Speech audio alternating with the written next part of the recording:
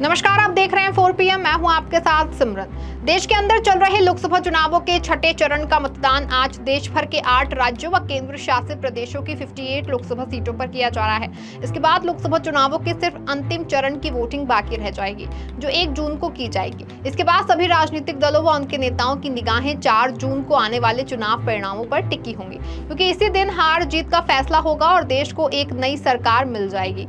लेकिन एक और जहां देश में छठे चरण का मतदान चल रहा है और नेताओं द्वारा हार जीत के दावे किए जा रहे हैं, तो वहीं दूसरी ओर दक्षिण भारत के राज्य कर्नाटक में सत्ता पक्ष कांग्रेस और विपक्ष में बैठी भाजपा के बीच अलग अलग मुद्दों को लेकर सियासत जारी है। एक दूसरे पर लगातार जुबानी हमले किए जा रहे हैं। एक और जहां दोनों दलों के बीच नशा और ड्रग्स को लेकर बयानबाजी जारी है, तो वहीं दूसरी ओर गूगल द्वारा कर्नाटक की जगह तमिलनाडु को चुनने को लेकर भी भाजपा और कांग्रेस के बीच एक दूसरे पर बयानबाजी की जा रही है। प्रदेश के बेंगलुरु के एक फार्म हाउस में रेव पार्टी में ड्रग्स बरामद होने के बाद भाजपा कर्नाटक की सिद्धारमैया सरकार पर हमलावर है और निशाना साध रही है। भाजपा ने आरोप लगाया कि कर्नाटक में कांग्रेस के शासन में कानून व्यवस्था की बुरी स्थिति है। इतना ही नहीं, भाजपा ने राज्य की राजधानी को उड़ता बेंगलुरु करार दिया। बीजेपी की ओर से यह आरोप लगाया गया कि बेंगलुरु नशे और रेव पार्टियों का अड्डा बन गया है। बता दें कि हाल ही में बेंगलुरु पुलिस ने इलेक्ट्रॉनिक सिटी के एक फार्म हाउस में रेव पार्टी का भांडाफोड़ किया था। इस रेव पार्टी में कथित तौर पर 103 लोग शामिल थे। छापेमारी के दौरान प्रतिबंधित ड्रग्स MGMA, गांजा और कोकीन जब्त किया गया था। पुलिस के अनुसार मेडिकल जांच में ये बात सामने आई थी कि एक तेलुगु फिल्म अभिनेत्री समेत 86 लोगों ने नशीले पदार्थों का सेवन किया था। इसके बाद भाजपा ने राज्य की कांग्रेस सरकार पर निशाना साधा है। कर्नाटक भाजपा की ओर से सोशल मीडिया प्लेटफॉर्म पर लिखा गया कि कांग्रेस सरकार आने के बाद राज्य में कानून व्यवस्था की स्थिति बिगड़ गई है। बेंगलुरु में हर जगह अनैतिक आयोजन हो रहे हैं। ये शहर अब ड्रग्स और रेव पार्टियों का अड्डा बन गया है। राज्य भाजपा द्वारा एक पोस्ट भी शेयर किया गया, जिसमें सीएम सिद्धारमैया और उप मुख्यमंत्री DK शिव कुमार की तस्वीरें लगाई गई हैं। पोस्ट में उड़ता बेंगलुरु लिखकर आरोप लगाया गया कि राज्य की राजधानी नशे का अड्डा बन गई है। अब भाजपा की ओर से ऐसे आरोप लगाए गए तो कांग्रेस की ओर से भी इन आरोपों का पलटवार किया गया। भाजपा के आरोपों का जवाब देते हुए राज्य के गृह मंत्री जी परमेश्वर का कहना है कि राज्य सरकार नशे के खिलाफ अपनी लड़ाई लड़ रही है और किसी को बख्शा नहीं जाएगा। गृह मंत्री ने कहा कि नशे और ड्रग्स के मामले में कई विदेशी छात्रों पर कार्रवाई की गई है और उनके ठिकानों और गतिविधियों पर लगातार नजर रखी जा रही है। जी परमेश्वर ने आगे कहा कि विपक्ष की ओर से ये कहना सही नहीं है कि बेंगलुरु उड़ता बेंगलुरु बन रहा है।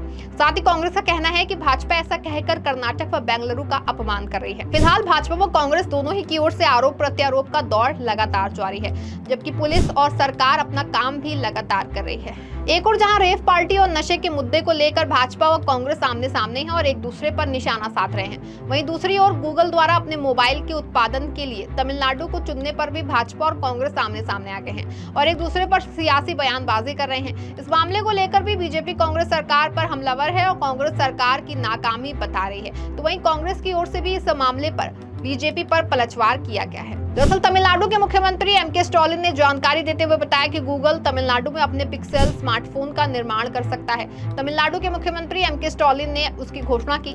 सीएम स्टालिन की घोषणा के बाद से कर्नाटक में वाद विवाद शुरू हो गया। विपक्षी दल भाजपा ने सत्तारूढ़ कांग्रेस पर आरोप लगाया कि राज्य में कानून व्यवस्था ध्वस्त हो चुकी है। इस वजह से कर्नाटक गूगल से करार करने में पिछड़ रहा है। भाजपा की ओर से सोशल मीडिया पर पोस्ट लिखा गया कि कर्नाटक ने एक बड़ा निवेश खो दिया। कांग्रेस सरकार के शासन के कारण कर्नाटक में कानून व्यवस्था धराशायी हो गई है। इस वजह से राज्य में बड़े निवेश नहीं हो रहे हैं। राज्य के युवा रोजगार के अवसर से चूक रहे हैं। भाजपा ने कर्नाटक को अपनी नीतियों से आर्थिक राज्य बना दिया था।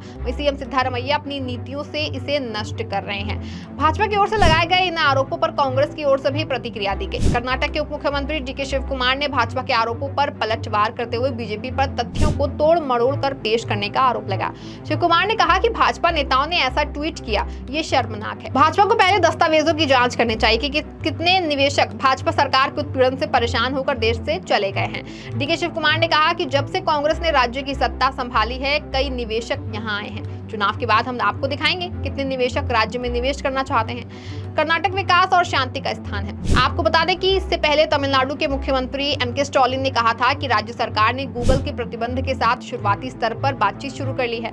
मुख्यमंत्री ने कहा कि इस संबंध में गूगल जल्द ही आधिकारिक तौर पर बातचीत करने के लिए अपने अधिकारियों को चेन्नई भेजेगा। मुख्यमंत्री स्टालिन ने कहा कि चेन्नई के पास गूगल पिक्सल स्मार्टफोन की उत्पादन फैक्ट्री लगाने से राज्य के कई पेशेवर आईटी युवाओं को रोजगार मिल जाएगा। मीडिया में आई जानकारी में बताया जा रहा है कि मुख्यमंत्री ने 2030 तक $1 ट्रिलियन अमेरिकी डॉलर का लक्ष्य हासिल करने का टारगेट सेट किया है।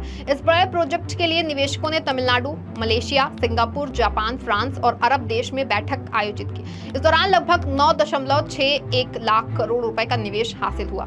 इसमें तकरीबन 30 लाख नौकरियां पैदा होंगी। वहीं राज्य उद्योग मंत्री टीआरबी राजा को मुख्यमंत्री स्टालिन की तरफ से कुछ दिशा निर्देश मिले थे।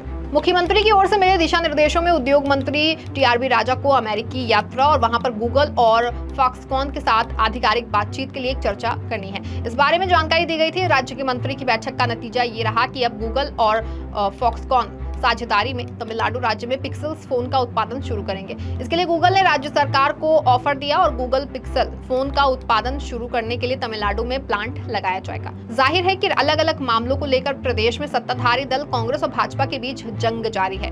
वहीं दूसरी ओर कर्नाटक के उप मुख्यमंत्री डीके शिव कुमार ने राजधानी बेंगलुरु में पानी की समस्या को लेकर अधिकारियों को जमकर लताड़ लगाई है। Deputy CM DK Shivakumar ने अधिकारियों को जल्द से जल्द बेंगलुरु की पानी की समस्या को सुलझाने के निर्देश दिए। उन्होंने शहर के नगर पालिका के अधिकारियों को तुरंत पीने के पानी की गुणवत्ता का परीक्षण करने और इसे सुधारने के निर्देश दिए। बता दें, डिप्टी सीएम की तरफ से ये चेतावनी ऐसे समय में आई है जब राज्य में दूषित पानी की वजह से कई लोगों के बीमार होने की खबरें सामने आ चुकी हैं। डीके शिव कुमार बेंगलुरु के शहर विकास मंत्री भी हैं। उन्होंने बेंगलुरु के वाटर सप्लाई और सीवरेज बोर्ड के अध्यक्ष और बृहट बेंगलुरु महानगर पालिका के कमिश्नर को एक चिट्ठी लिखी है और उनसे शहर के लोगों को सुरक्षित पानी की सप्लाई सुनिश्चित करने के लिए कहा है। इतना ही नहीं, शिव कुमार ने अपनी चिट्ठी में दोनों अफसरों को निर्देश न मानने की स्थिति में अनुशासनात्मक कार्रवाई की चेतावनी दी है। इससे पहले कर्नाटक डिप्टी सीएम ने ऐलान किया था कि पीने के पानी की गुणवत्ता को लेकर पूरे राज्य में परीक्षण किए जाएंगे ताकि लोगों को गंदे पानी से पैदा होने वाली बीमारियों से बचाया जा सके। उन्होंने कहा था कि कुछ रिपोर्ट्स मिले हैं जिसमें बारिश की वजह से कई जगहों का पीने के पानी की दूषित होने की बात सामने आई है।